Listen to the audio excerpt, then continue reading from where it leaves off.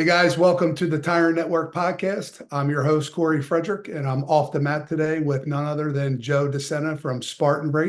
Joe, thanks for joining us. How you doing today? Thanks for having me. Thank God we're off the mat. You'd kill me. Yeah, I don't know how much wrestling I'm doing anymore. You might actually be able to take me now.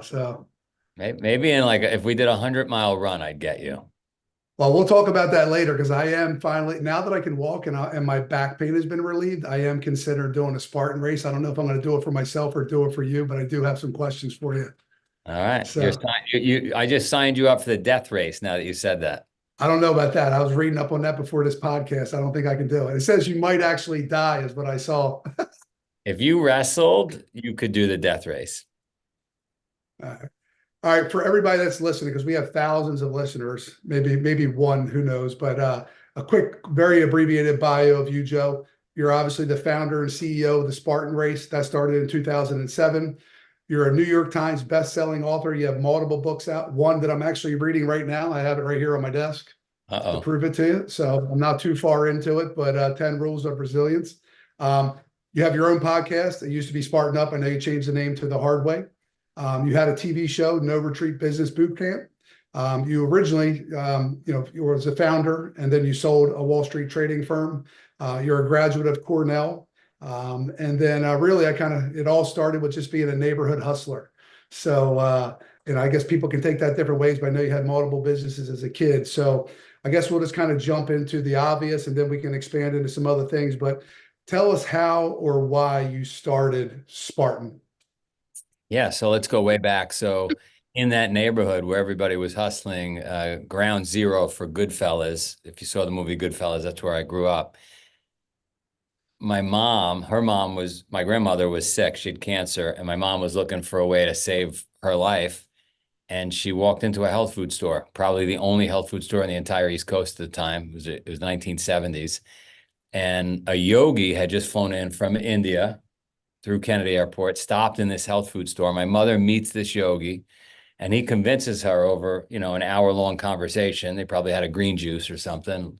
There was some incense burning in those old, health food stores. And he convinced her to become vegan, to start meditating, to do yoga, and to do long distance running. This particular yogi believed in long distance running. He later founded a race which still exists today in Queens called the Transcendence Run.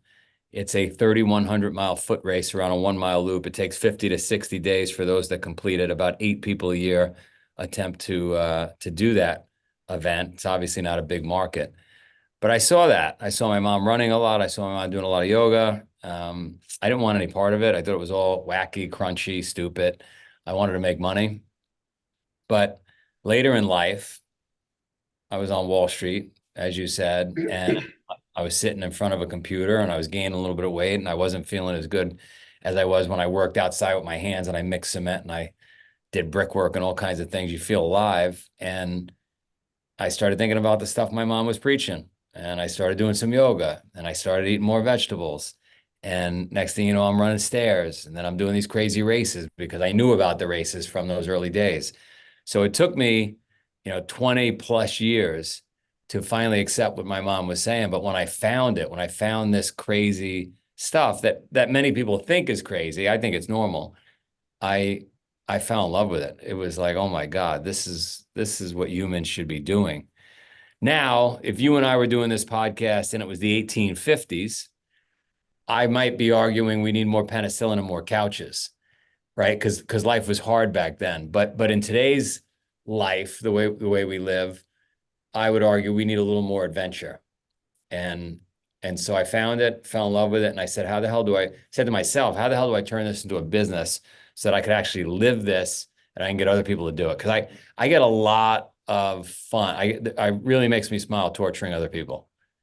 So, but did you just have other interest for the first, when you went into Wall Street and you were working for 15 years, or did you have other interests? Were you just fighting what your mother was teaching you, or was it always in the back of your mind that eventually you might want to do something like this, or you just didn't think you could make money initially, so you had to go the financial route?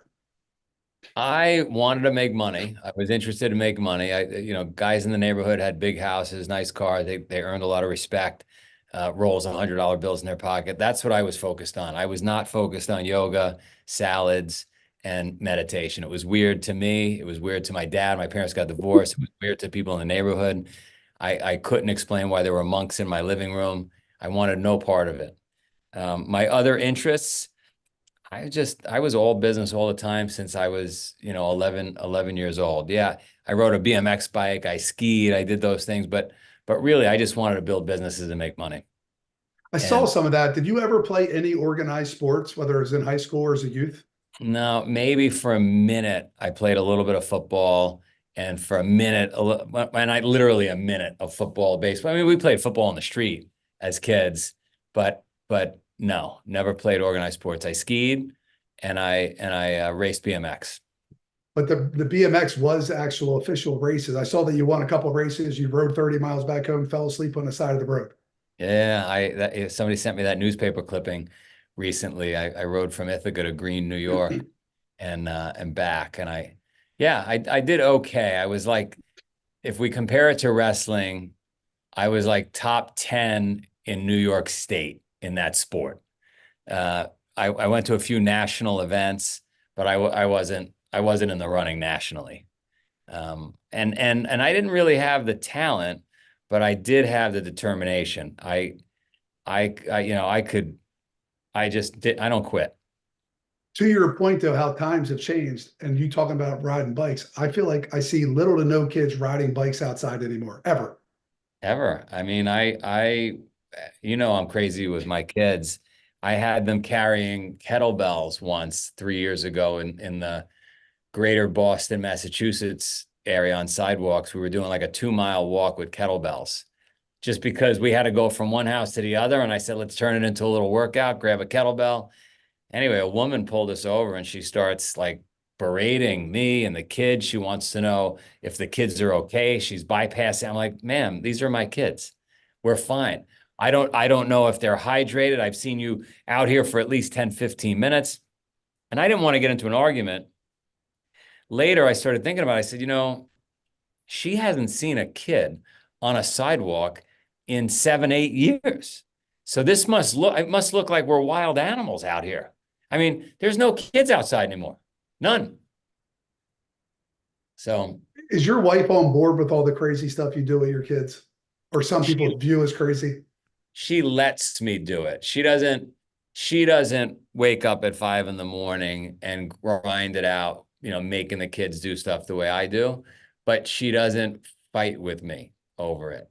If I was to go away, the stuff that I'm driving every day doesn't happen, right? But I'm allowed to do it when I'm home. Does she participate in any of the things that you do? I mean, for years, because now the kids are older. Now my oldest is 18. For years, like when we've lived all over the world, and an example would be when we lived in Vancouver, right up the road from the house we were renting is this thing called the Grouse Grind. It's a 2-mile hike in the woods. It's epic. Each step is uneven. Imagine climbing stones up a mountain for 2 miles. And when I learned after we rented the house, a week later, I found out this thing was there. That was every day we're going to knock out that 2 miles with the family. And she would definitely take moments of fighting, like, what are we? This is crazy. Why do I have to do it again? It's raining out. But we would do it and we'd get through it. And invariably she'll say to me, like most people will, I'm glad we did it. But it's a knockdown, drag out fight with almost every, to get them started. But once they're done, the food tastes better at the top of the mountain. I was thinking that you should invite me and my wife up to your Vermont farm. Yeah. And then she wakes up and she thinks she's going to lay by the pool and she's got to carry all these things and do all this stuff to be able to eat. Oh, I would do it in 2 seconds. I used to invite a lot of people to the farm and I would disguise it as like a relaxation. Matter of fact, I shouldn't say this publicly because I got a bunch of people coming in June to the farm that think they're coming to a retreat. They think it's going to be like relaxation. We're going to sit by the fire, fireside chats, but they're going to get tortured. It's going to be awesome. So I know under the portfolio, or you have Spartan, everybody knows Spartan, but you have Spartan Trail, you have DECA, is that how you say it? DECA or DECA, DEKA? Deca. Laverda, Tough Mudder, Highlander. So what is your overall vision? Like, what are you trying to accomplish? What do you want to do? Well, so if you and I owned a giant aquatic center, let's say we had this massive swimming pool that everybody in the neighborhood came to, and we were putting on events that were freestyle events in swimming, it wouldn't be crazy for us to also put on backstroke events or, different kinds of swimming events. So the way I think about it is if it's hard, if it's challenging, if it feels like, it's a sport and people are going to train for it, those are events that we want to put on. We already have the network. We already operate in 45 countries. We already pay all the marketing bill. Like we already have this big machine going. And if our mission is to change 100 million lives, some people might want to do that through hiking. Some people might want to do that through an indoor fitness challenge, which is DECA. Some people might want to take on Tough Mudder. So, there are large companies around the world that have a house of brands. We are a house of brands, but it's just really hard shit. So I keep hearing this 100 million lives. So are you truly tracking that? Is that through registrations? Is that individual users? Where are you at now? We've done 10 million. We have 10 million people that have done an event of ours. We're making an assumption that it's changed their lives just based on all the conversations we have with people. And they are unbelievable conversations. I'm back with my husband. I'm back with my wife. I gave up drinking. I no longer smoke. I lost 200 pounds. I didn't kill myself. I started a business.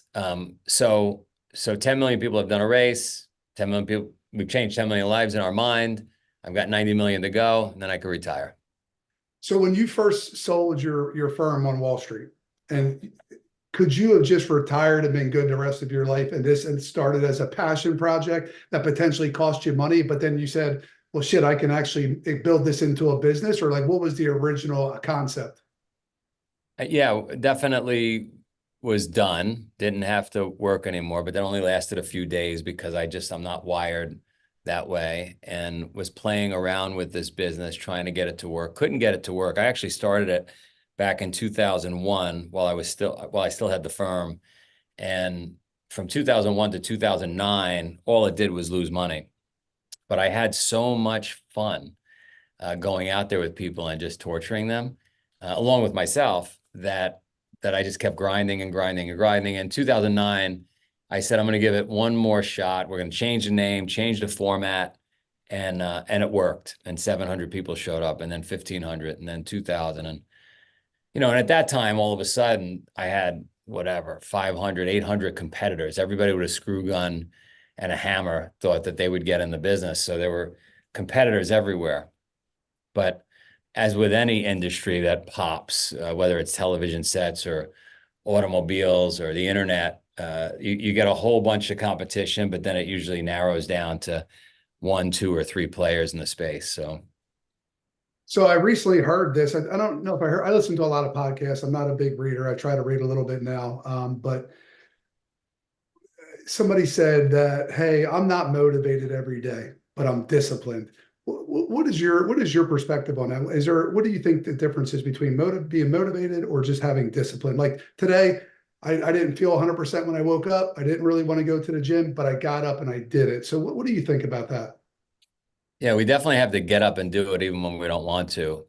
What I'm about to tell you, I did not know. I learned it because of my podcast. I was interviewing a brain surgeon, and human beings are not motivated to do anything hard. Our biology was not optimized to be motivated and push ourselves beyond our desires. And the reason that is the brains require a lot of energy to operate. And so, going out in the cold or going out in the rain or going to the gym this morning that you didn't want to go to requires the expenditure of energy. Brain says, nope, too dangerous. We're not doing that because it's still operating like it's the 1500s, right? And there might not be food, and he might actually get hurt. He might get stranded. So the brain is constantly short-circuiting us and telling us, don't do that, don't do that, don't do that. And if you can be disciplined and push past that, wonderful things happen. As you know, you stay in shape, you're healthier, you build businesses, you maintain relationships. So it's required to be successful in life, to be, a one percenter, to somehow bypass those subconscious feelings of not wanting to do the hard thing. I was on a call today with a Wharton professor. He's a professor of business, and he studies optimizing companies, but he was really focused on what the question you just asked, which is, everybody has to do 1 or 2 hours of something they don't want to do every day. It doesn't have to be physical, but 1 to 2 hours of something that's how we become better.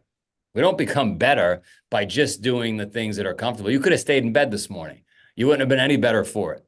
So yeah, discipline over motivation every day, because none of us really have the motivation. So I recently, and I've been thinking about doing 75 hard for a while. I'm sure you've heard of that. Yeah, yeah. So I've been thinking about doing, I finally started to do it, and I'm in on like day 20 something or early 30s. I can't remember. And everything that I did everything that I thought of like consciously. And I was out of my routine because I was at the beach, and I woke up on Sunday morning and I said, shit, I think I forgot to take my picture of myself the past 2 days. And I usually used to keep a checklist, and I would check it off just in case, whatever, if I got out. And I stopped keeping that checklist because I was had a routine. So the only reason I felt okay about it is because it wasn't like I made a conscious decision not to work out, or I grabbed the cupcake or did whatever, but I was fucking pissed. I was so like depressed on Sunday morning and angry about it. But then I was just like, and it was difficult. I came back from McDonough Duels, the tournament, and I worked out outside for my second workout at 11 o'clock at night. And we've been getting snowstorms, ice storms, all this stuff. So I did all these things, and I just couldn't believe it. But, it's like I was finding some of those things. But what I was going to say is when I started to do those things, and I was so focused and so intense and so regimented, my thoughts were running wild. So all the things that you're saying, and I know the personality that you have, how do you view people that don't have that discipline? Are you judgmental? Like, do you, or like, not that you think people are bad people, but like, what do you like? I find it hard not to judge other people that maybe don't reach their potential or aren't as disciplined. Like, what do you think about that kind of stuff?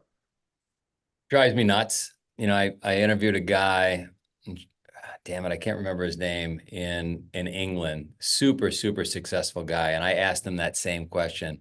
And he said, I think those people should crawl up in the corner and die. He said, life is such a gift. Your parents, whether they're with you or not, like, they put in time. Whoever took care of you put in time.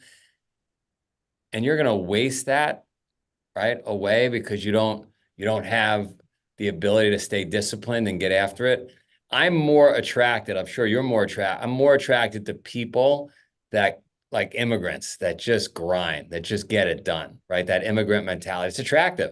And by the way, it's attractive to everybody. That's why those movies or those books with heroes of people that go up against all the odds and just grind through are so successful, because we like to watch and read about those kinds of people. By the way, there's a book that was written in the 1800s called A Message to Garcia.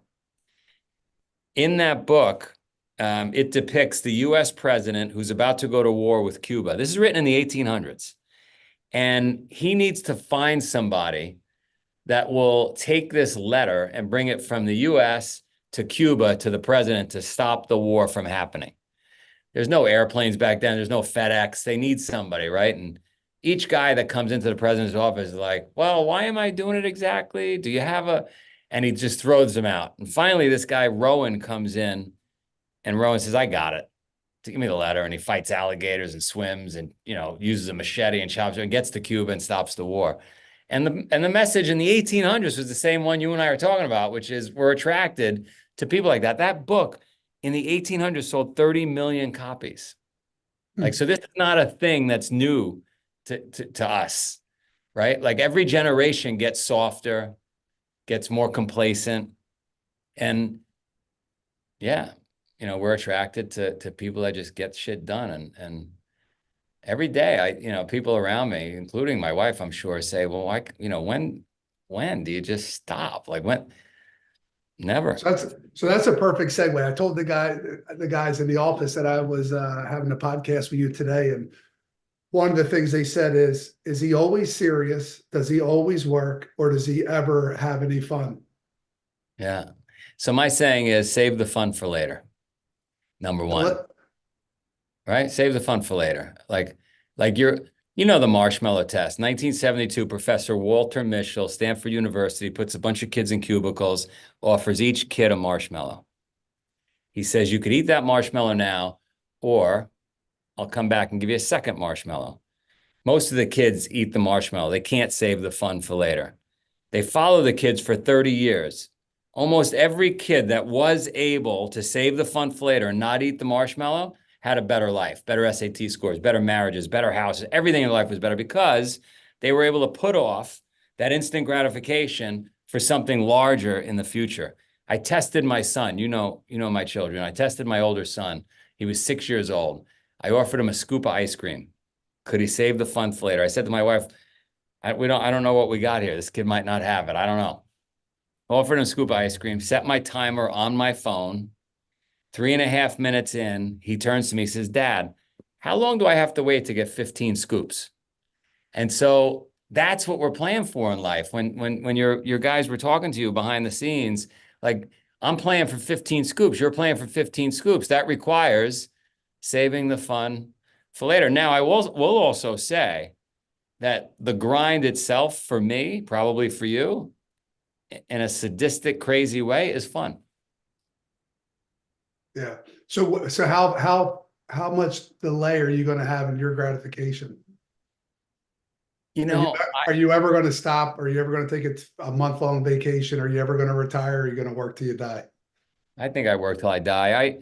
There are moments in my life where, like, if I went on a 200-mile bike ride, I lay down on the living room floor on a wood floor and I'm happy as can be. Like that's my mini vacation. When I get on a flight, I was just in Europe. When somebody asked me recently, like, because they can't reach me when I'm on a plane. I'm like, that's my vacation. Whenever I'm on a plane, I watch movies. I shut down because, like, I can't use my phone. I could never figure out Wi-Fi on the plane. I don't care. I'm watching movies. Those are fun moments for me on a plane. Yeah. Um, how much of an impact did COVID have on Spartan and all the things you got going on? Disaster. Absolutely. I mean, we got shut down. I had already sold 45, $50 million worth of tickets when I got shut down. So I couldn't deliver on those tickets and I wanted to do the honorable thing. So I offered every one of those customers, those 450,000 plus customers, I said, I'm going to give you 2 tickets. When the world opens back up in 2 weeks or a month, you'll have 2 entries for every entry. I apologize for what's happening, but it'll be quick. It'll be over in 2 weeks a month. Obviously, it wasn't 2 weeks a month. It was multiple years for us. And when the world opened back up, the first $100 million of revenue I'd given away for free. So that was a bit of a bitch. Yeah. But now, what are we, a year or 2 years out?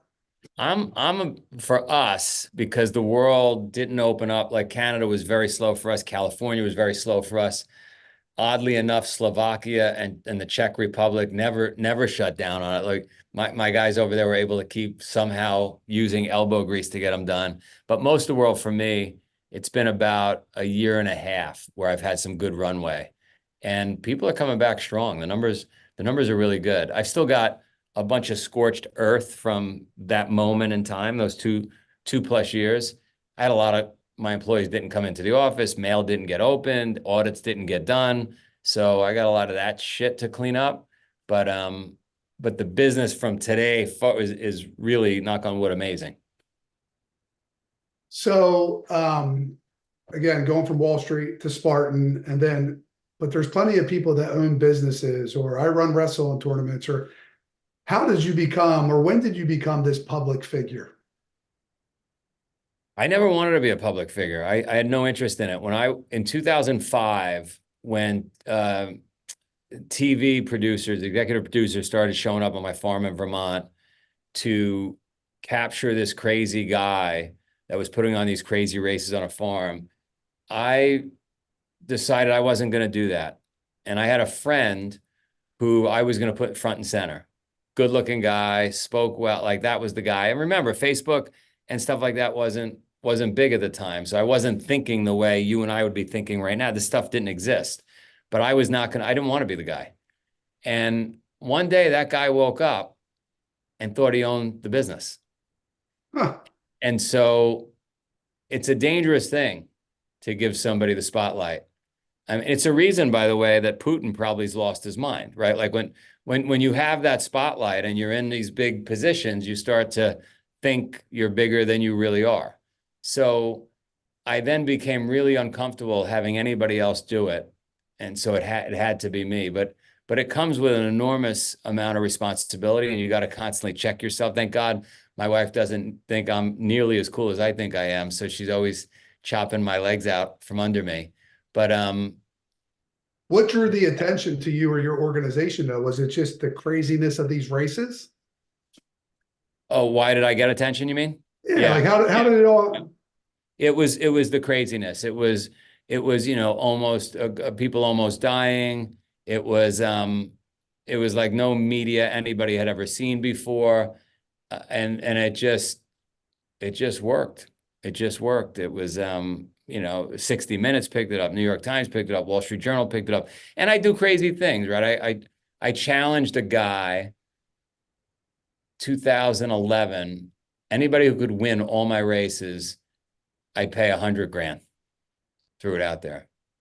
Was it 100 grand or was it $1 million? There was another one after that. Then I did one at $1 million, but at the 100,000, it was there was no way anybody could win 16 races in a row. This was 2011, and this kid comes out of nowhere and he's winning race after race after race.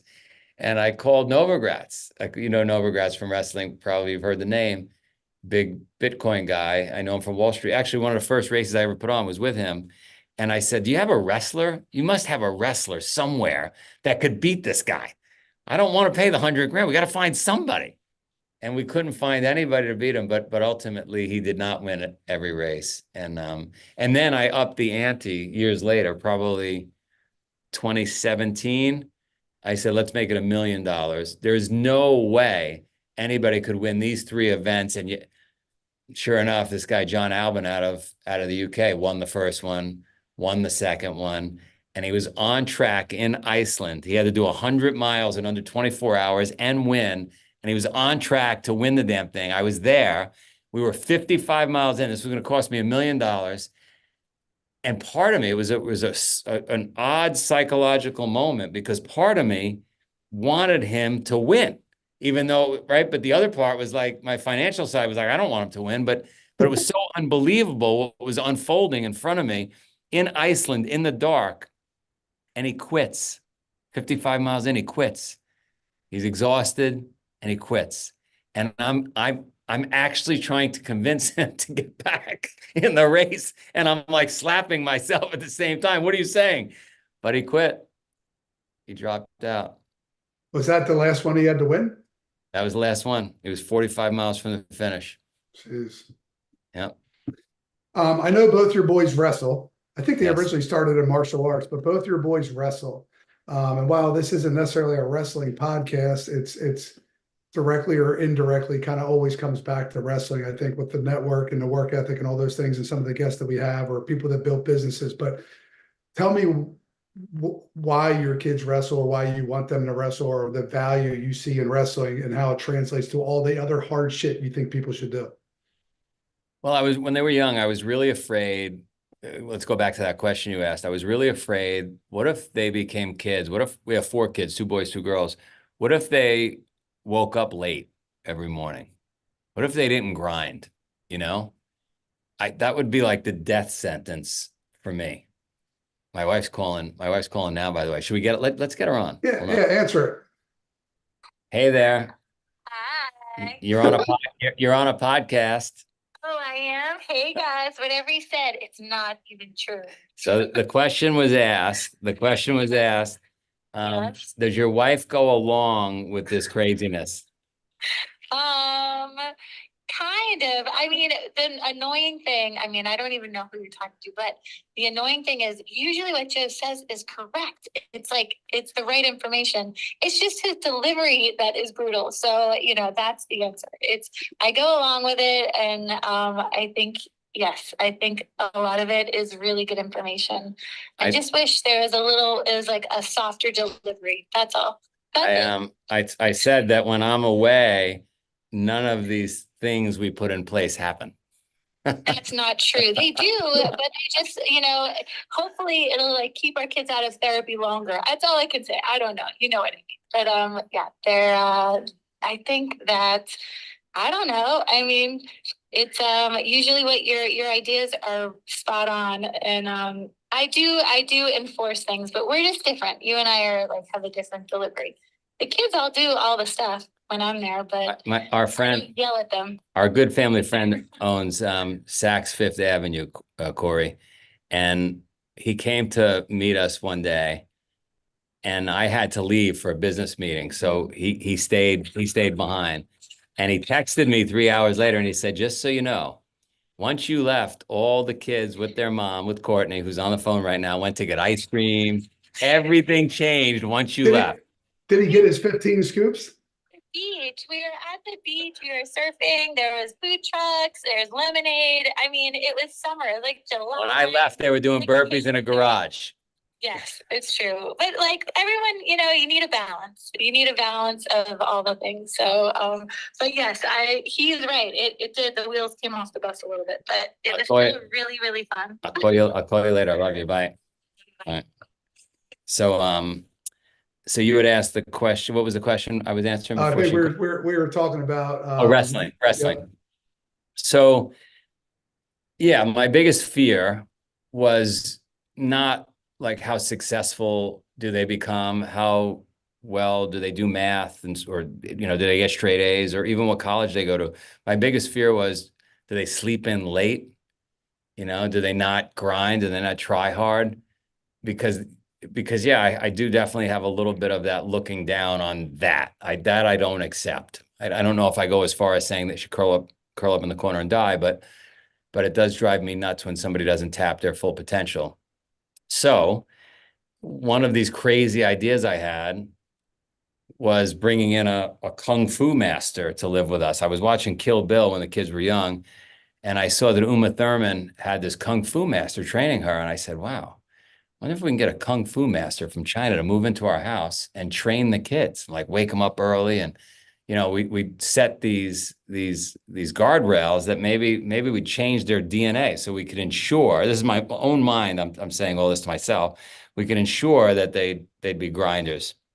They'd have that, martial arts discipline. So I actually convinced a kung fu master to move into our house in Vermont. And for many, many, many years, 7 days a week, 365 days a year, they did 2-a-days. This guy got them up at 5 a.m, trained with them again at night before dinner. And I thought it was going great. I don't know, like my wife says, who knows if they'll need therapy or whatever, but we were doing it religiously every single day. It didn't matter. If we went anywhere in the world, he came with us. Like there are no days off. I'm having dinner in New York probably 4 or 5 years into that program with a bunch of Wall Street guys. And I'm pounding my chest about what a great dad I am because I got this kung fu master. And they're like, you're an idiot. And I go, why am I an idiot? They go, I grew up, this is one of the guys speaking, I grew up in the Seattle area next to a guy whose dad was a Green Beret.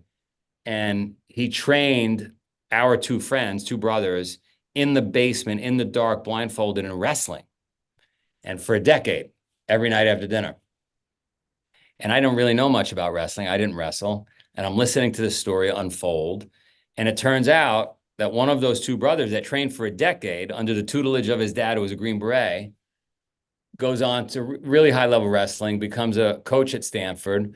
While coaching at Stanford, lets other clubs come in and train with the Stanford kids to mix up the competition in the room. And one night, one of those kids says, Coach, I got nowhere to sleep tonight. Do you mind if I sleep on the mat? I got locked out of my apartment. Coach says, don't be ridiculous. Come into my apartment, take the couch. I'm going out with the other coaches. When I come home, I'll go into my bedroom, whatever. We'll meet in the morning. 2 a.m., coach comes home, 2 a.m., door opens to his bedroom.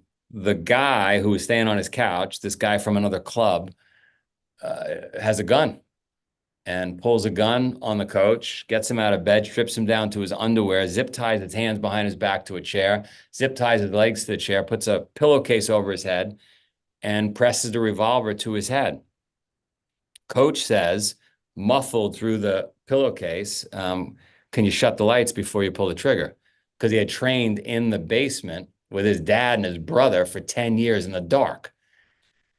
Perpetrator shuts the lights. Coach proceeds to disarm him with his head, pins him on the ground, calls 911 from behind his back. Not believable. Stanford police break the door down, find a scene that looks like a scene from Pulp Fiction.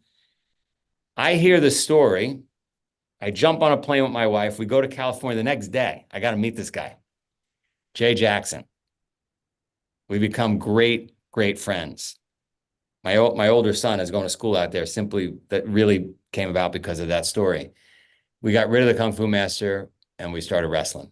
And so that's how wrestling came to be. And I'm so glad that dinner happened and that story happened, because the only thing that frustrates our girls, we have 2 boys, 2 girls, our girls should wrestle. They shouldn't be playing soccer. But now they have painted nails and earrings, and my wife has completely poisoned them. Did the girls do Kung Fu? They did. We had a whole thing going. They were going to be CIA contracted killers. See, when my daughter was young, now she's 27 now, so girls really didn't wrestle back then, right? And she wanted to, because I owned a wrestling club, but again, girls didn't wrestle, at least not officially. But so did you try to get your daughters to wrestle? Was it even a conversation? They did for a minute. Funny story, we lived in Singapore for a minute and for a year. And while we were in Singapore, a guy said to me, "Hey, we're putting on a kids' national Singapore wrestling tournament." I said, "Great, I'll get the boys in." They said, "Well, we're really short people." I said, "Well, I'll put the girls in too." So my older daughter, who at that time was probably 6, she's currently the Singapore national champion in wrestling. She was 6. She beat all the 6-year-old boys. So they were definitely on that trajectory. But my wife, who was on the phone before, she was a very high level soccer player, like really high level. And so soccer was destined to be their sport. That's fine. That's what my Yeah. daughter did. But switching gears, well, so your boys are going off to college, or your kids are going off to college here pretty soon. What do you think? I mean, obviously, depending on what you want to do in life, you want to be a doctor, lawyer, you got to get an education. You want to play sports in college, you got to go to school. What's your thoughts on formal education versus just you learning on the streets and growing your own business? I definitely have an open mind to new ideas. I try not to box myself in. Like we've been doing education for a long time in this world, and that's the way you and I grew up. That's what you're supposed to do, go get a job that way.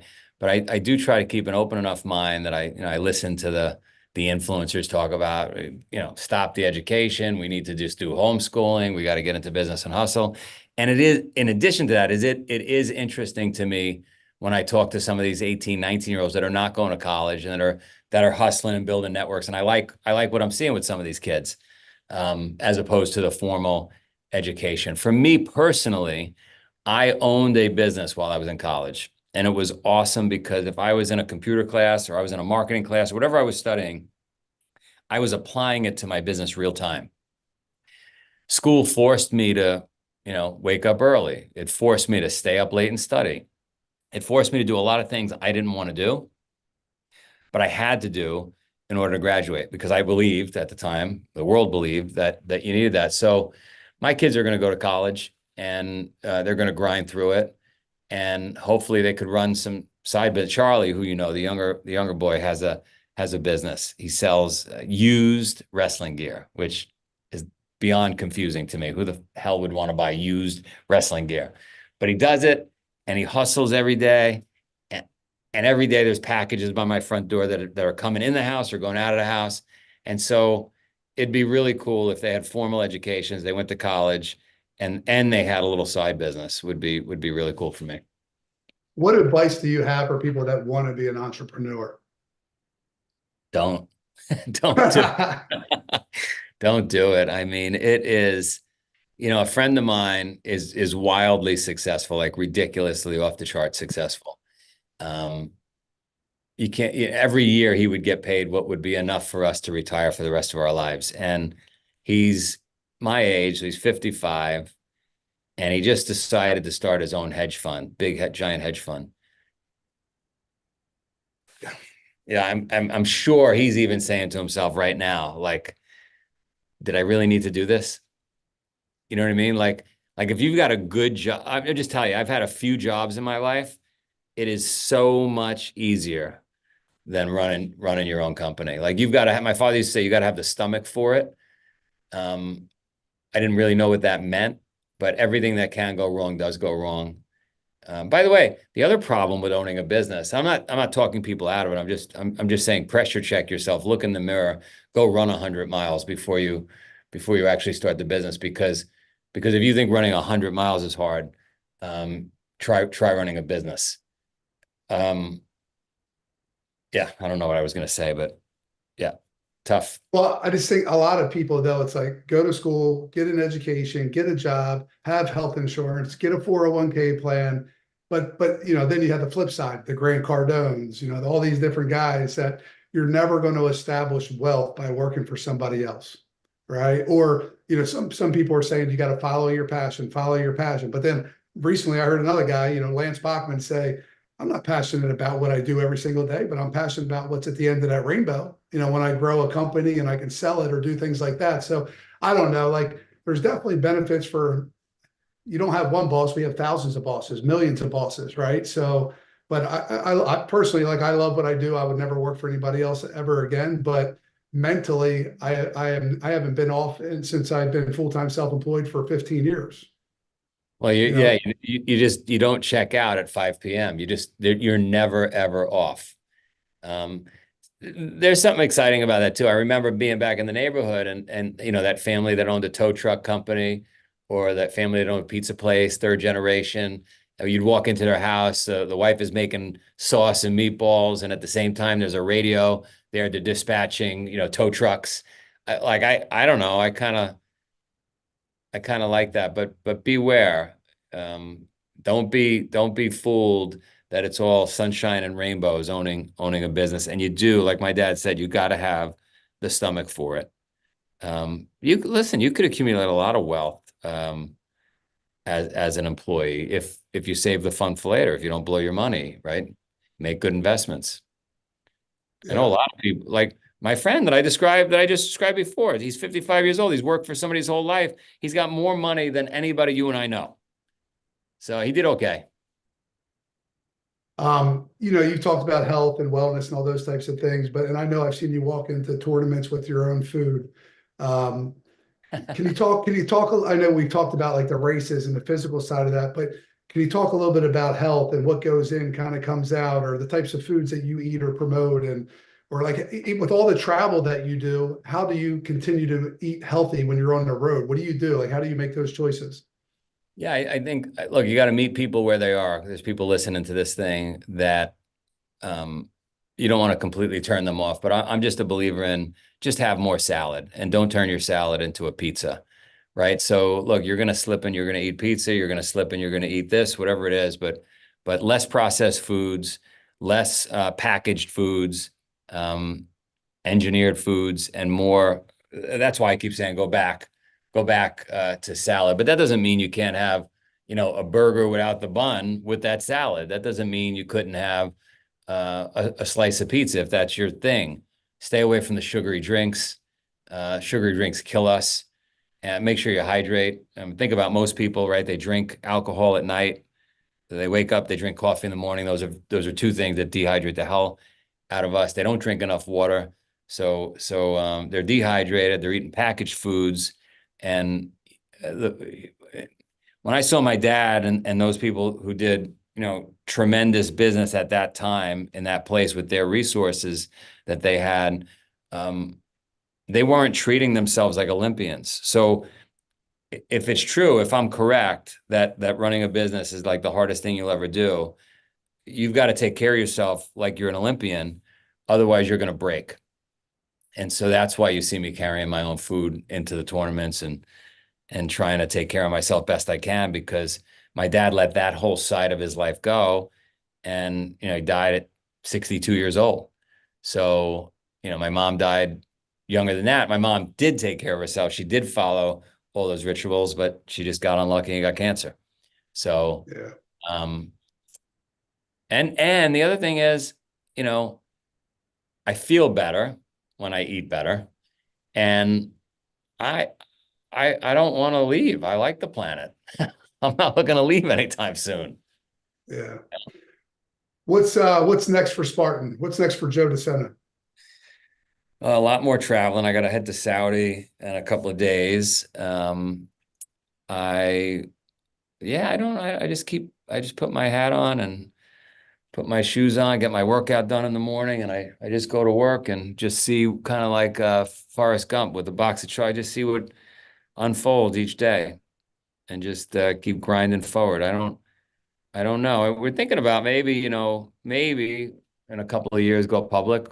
I never thought I'd say that, but we got so many customers around the world. Could be an interesting next chapter. I just wrote a book we haven't released yet with Ben Askren. That'll be a fun one. That'll come out in the next 6 months.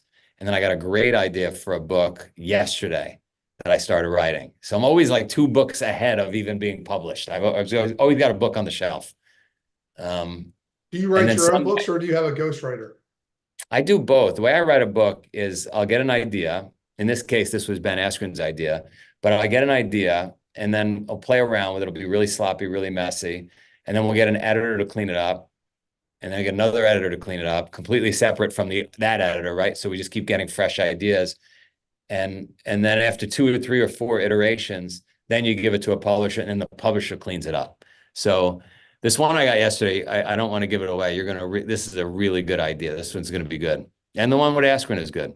So we'll see. Can you give us a sneak peek on the Askren book? He had a belief that, I don't want to, I didn't ask him if I could say much, but he had a belief on what it takes to be a champion. And he said it'd been itching him for a long time. He wanted to write it. And so we wrote it. There we are. So you mentioned Askren, and we didn't talk about it earlier, but you also have Spartan Combat and Spartan X Apparel Company. But you have Spartan Combat. You do run Spartan Nationals, a wrestling tournament in Florida. So I don't know if you want to talk to that at all, but people are aware of that. Yeah, I because of the kids, because the boys are in wrestling, and we were having so much fun, I thought it'd be cool to put on a tournament. And so that tournament we started, I don't even know how many years ago, 3, 4 years ago, started in Jacksonville, worked our way to Tampa, and now we're in Orlando because I'm living in Orlando. And it's an absolute, as you know, the event business is an absolute grind because it's a forced function of there's a date coming, right? You got to do all this work. Oh my God, the date's coming. So as much fun as it is to see all the kids and bring in some amazing competition, it is, we put on 300 events around the world. So now it's 301, right? Yeah. And so we got to get this thing done in Orlando. We got a team coming from Uzbekistan again, which is kind of cool.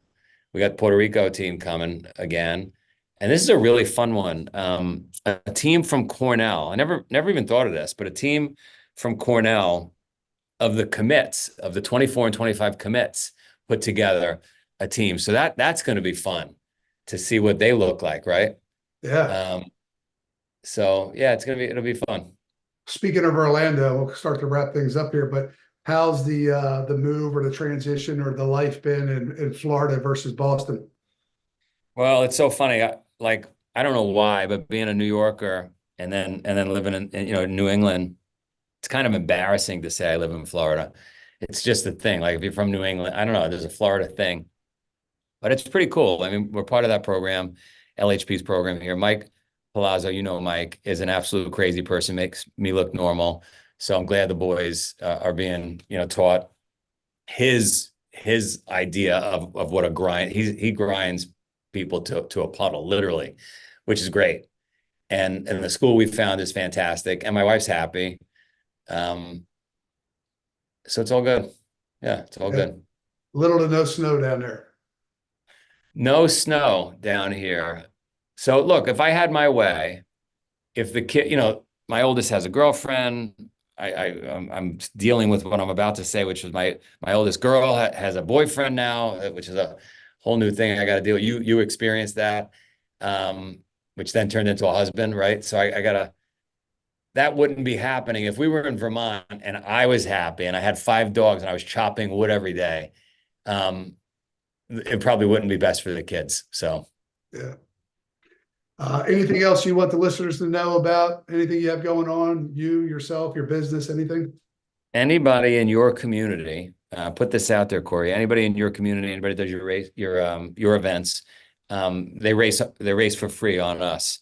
So you could let everybody know, put it in the show notes or whatever, that if they want to do an event anywhere in the country, any one of our Tough Mudder Spartan DECA events, just let you know because of our friendship, and we'll get them a code so they can race. What is DECA? Just so people know. So DECA is, if you could envision 10 stations, could be a ski erg, a rowing machine, burpee station. So there's 10 stations and you're racing through those 10 stations with some running in between each station. So there's a cohort of citizens that might not want to come out and do a Spartan or a Mudder and get dirty and be outside, but they love going to the gym. They know what these things, they need to know exactly what they're getting. And so we've had, God, maybe 1 million people have done one of these DECA events somewhere where we offer them. So is it possible to do like a DECA event if it's just gym equipment? Can we do a DECA event at a Tyrant wrestling tournament? Yes, we can. If you think it's the right setup, right location, and we can get the equipment there, we could do that. So I'm asking on behalf of the listeners, really for myself, is there different divisions at the Spartan race? Like is there like an intro or a novice division? Is there something where I can step into and not kill myself? About 2 hours ago, Matt Frazier is he won like the CrossFit Games 5 or 6 times in a row. He's arguably the greatest CrossFitter ever. He's here. He's outside my office, and because he's here, a bunch of people came to see him do a little workout. And I just had this conversation with a brand new person, doesn't know anything about Spartan. He's 25 years old. And he said, where do I start? Is there an entry point? And I said, well, there's a race this weekend. There literally is a race in Jacksonville this weekend. I said, why don't you just come and do it? Well, I got to look it up. What's the distance? I said, none of that really matters. Like, it doesn't matter. If Corey, if you and I, God forbid, were in a car crash and we had to go 10 kilometers or 5 kilometers or 90 kilometers to go to, we would just do it. You just get it done. And my feeling is if we start saying like, hey, you better start with the easy one and work your way up, like you start talking yourself out of it. You start coming up with excuses. And my thing is, if the date fits, doesn't matter what it is, just do it. Like, I've been going to the gym and lifting, but I've done little to no cardio. Should I at least start doing some cardio or running? I mean, if you lived in Jacksonville and you said what you just said to me, I'd say, no, we don't have any time. It's Wednesday. You're racing Saturday. But if you had a date, if we had a date, we of course start doing some cardio. But you would, if you met me Saturday morning, you would do it, you'd get it done. You might be in a little more. Here's what I always say to people. If I'm training like crazy and you're not training like crazy, I'm like, let's say I'm in the best shape, I'm in Olympic level shape and you're not. And we both go out and do this race, whatever the race may be. The first 5 miles, I'm not in pain, you're not in pain. All of a sudden you're in pain because you're not in as good shape as me. By mile 15, we're both in pain. We're both dealing with it, right? Like, so you just start feeling a little sooner than me. That's all. Well, I'll close out with this. If I was by myself and I wrote something down, I might never do it. So I'm going to publicly say it. That way I can hold myself accountable. I will find a Spartan race somewhere and I'm going to commit to doing it myself. And then hopefully we'll get some other people in our community to come out and do it with me. Yeah, so it's all on me. Do it with Corey. Get out there. We'll build Team Tyrant. We'll get, we should get 300 Tyrants. That's what we should do. Joe, thanks so much for coming on the Tyrant Network podcast. I will see you soon. I look forward to continue to watch all your success. Thank you, sir. Thanks for having me. This is awesome.